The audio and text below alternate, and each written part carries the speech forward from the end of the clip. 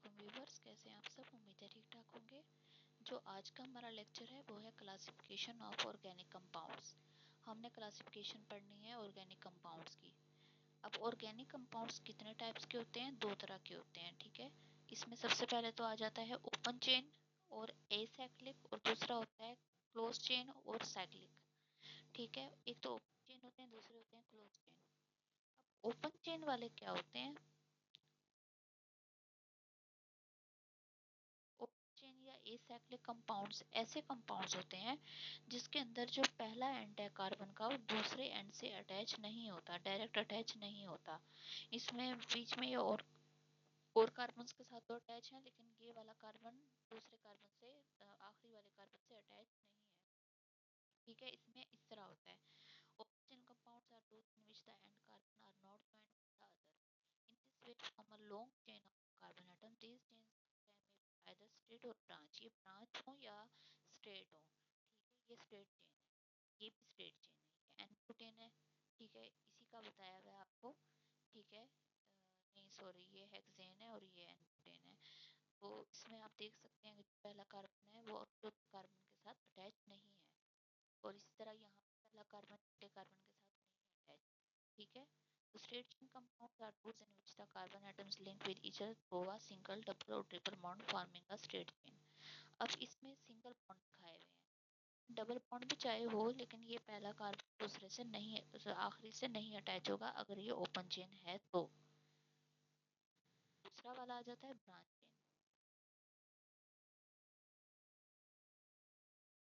Branch chain compounds are those in which there is a branch along a straight chain. जैसे कि ये branch है इधर, ये भी आप देख सकते हैं। ये आइसोब्यूटेन देखें, जो पिछले लेक्चर में हमने पढ़ा था, इसमें 4 कार्बन है और ये आइसोब्यूटेन है, चौथा कार्बन जो है वो इधर अटैच है, दूसरे वाले कार्बन के साथ अटैच है, ठीक है।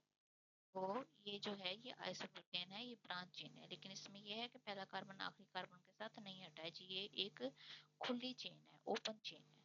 तो इसलिए ये भी जो है ये ओपन चेन में ही कंसीडर होगा। Open chain compounds also called the aliphatic compounds, को एलिफैटिक कंपाउंड्स भी कहते हैं। अगर में क्वेश्चन आ जाए एलिफैटिक का तो आपने उसमें ओपन चेन ही लिखना है, और ये दोनों आप इसमें लिखेंगे, ओपन चेन भी ब्रांच चेन भी, स्ट्रेट चेन भी ब्रांच चेन भी, ये दोनों आपने इसके अंदर लिखने हैं। दूसरा आ जाता है क्लोज चेन। उसको हमने क्या कहा था? ओपन चेन और एसाइक्लिक, इसको हम कहेंगे क्लोज चेन और साइक्लिक। इसके अंदर ये होगा, इसके अंदर जो पहला कार्बन होगा वो आखिरी वाले कार्बन के साथ अटैच होगा, ठीक है। सारे के सारे कार्बन एक दूसरे के साथ अटैच होंगे, कोई भी एंड फ्री नहीं होगा इसके अंदर। और इसकी भी 2 टाइप्स हैं, इसमें होमोसाइक्लिक आ जाता है जिसको हम कार्बोसाइक्लिक भी कहते हैं, और दूसरा आता है हेट्रोसाइक्लिक। होमोसाइक्लिक और कार्बोक्साइक्लिक, इसमें क्या होता है? कार्बोसाइक्लिक में होमोसाइक्लिक और carbocyclic compounds contains the rings which are made up of only one kind of atom, that is the carbon atom. There are further divided into the 2 classes. इसमें सिर्फ और सिर्फ जो कार्बन एटम से मिलकर ring बनी हुई होती है, ठीक है। और इसकी 2 टाइप्स हैं, एरोमेटिक कंपाउंड्स और एलिसाइलिक कंपाउंड्स। अब एरोमेटिक कंपाउंड्स जो हैं ये आपने याद रखना है कि क्लोज चेन आप स्टार्ट कर चुके हैं, वो ओपन चेन वाला खत्म हो गया टॉपिक। अब एरोमेटिक में क्या है? These organic compounds contain at least one benzene ring in their molecule. Benzene ring is made up of the 6 carbon atom, 3 alternate double bond. They are called aromatic compounds because of aroma or smell they have. For example, benzene and naphthalene. अब इसके अंदर ये होता है, इसके अंदर कोई भी कंपाउंड हो उसमें कम से कम एक बेंजीन रिंग तो लाजमी होती है, तो उसको हम कहते हैं एरोमेटिक कंपाउंड। बेंजीन रिंग क्या होती है ये आप देख सकते हैं। 6 कार्बन वाली चेन है, 1 2 3 4 5 6, ठीक है। हर कॉर्नर पे एक एक कार्बन इसका अटैच है, यहाँ पे इन्होंने लिखा नहीं है ये लेकिन यहाँ पे हर कार्बन हर कॉर्नर पे जो है कार्बन है, और ये कार्बन एक दूसरे के साथ ट्रिपल बॉन्ड कनेक्टेड है, ठीक है। ये होती है बेंजीन रिंग, 6 कोनों वाली बेंजीन रिंग, 6 कार्बन वाली, हर कार्बन दूसरे कार्बन से डबल बॉन्ड के थ्रू अटैच है, ठीक है।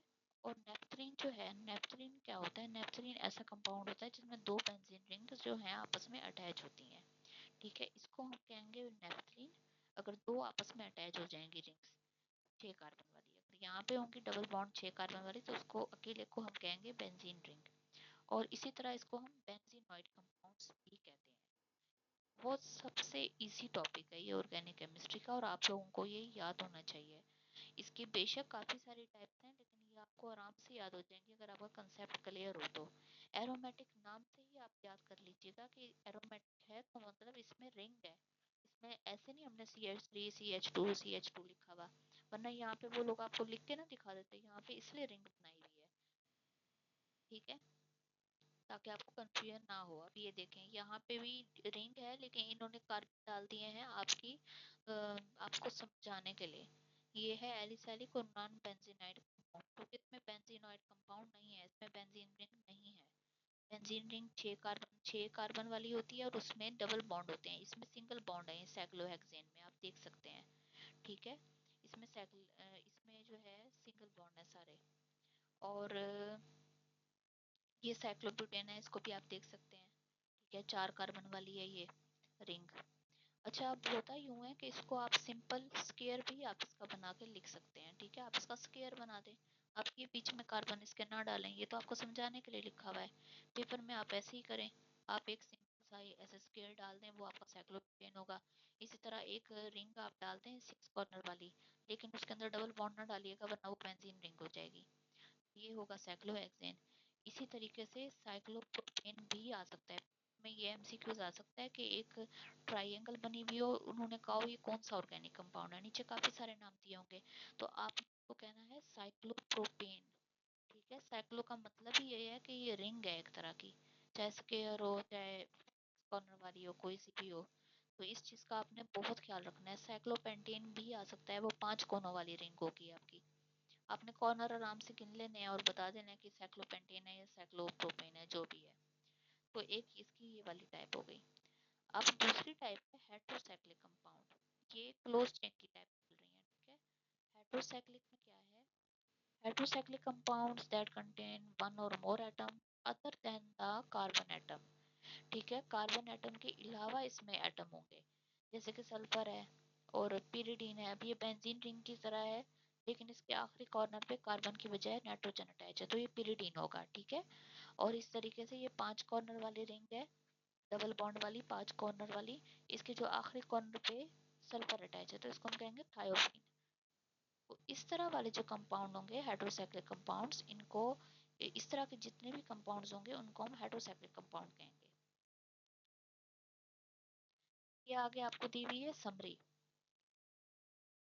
इसकी आपको एक फ्लो शीट डायग्राम बना के दे दी गई है कि ऑर्गेनिक कंपाउंड्स की जो टाइप्स हैं। ओपन चेन है, ओपन चेन में हमने क्या पढ़ा था? Straight chain, branch chain. Straight chain मतलब कि सिंपल होंगे कार्बन, सारे के सारे लाइन में होंगे। ठीक है, और एक दूसरे के साथ अटैच नहीं होंगे, कोई भी सारे एंड उसके फ्री होंगे, दोनों एंड, स्टार्टिंग वाला और एंड वाला। ठीक है, और ब्रांच चेन में भी यही होगा। बेशक ब्रांच होगी, आइसोब्यूटेन है जैसे, लेकिन उसके जो पहला और आखिरी कार्बन है वो आपस में अटैच नहीं होंगे, वो फ्री होंगे, उनका एंड फ्री होगा। साइक्लिक कंपाउंड्स हैं, इसमें हमने होमोसाइक्लिक पढ़ा, जिसमें हमने एलिसाइक्लिक पढ़ा, एरोमेटिक पढ़ा। एरोमेटिक में आपने वही पढ़ा था, बेंजीन रिंग और दूसरी चीजें हमने बताई भी थी। हेट्रोसाइक्लिक वही है जो हमने एंड में पढ़ा है कि कार्बन के अलावा इसमें जो है बॉन्ड्स तो हो सकते हैं, इसके अलावा जो है कार्बन एटम के अलावा अदर एटम्स इसमें हो सकते हैं, जैसे pyridine है, थायोपीन है, ये है। आप लोग इसको अच्छे तरीके से याद करें। बाद में इसकी समरी को आप कॉपी पे राइट करके आप अपनी प्रैक्टिस के तौर पे नीचे लिखें, ताकि आपको हर चीज़ फिंगर पे आ जाए। ये हमारा आज का लेक्चर था, क्लासिफिकेशन थी ऑर्गेनिक कंपाउंड्स की, और ये लॉन्ग क्वेश्चन के तौर पे भी आ सकता है। उसमें आपने ये चारों टाइप्स लिखनी है, एक भी आपने टाइप नहीं छोड़नी। तो ये हमारा आज का लेक्चर था। कोई चीज़ आपको ना समझ आई हो तो आप मुझसे पूछिएगा, मैं आपको नेक्स्ट वीडियो में जवाब दूंगी उसका। ठीक है, थैंक यू, अल्लाह हाफिज़।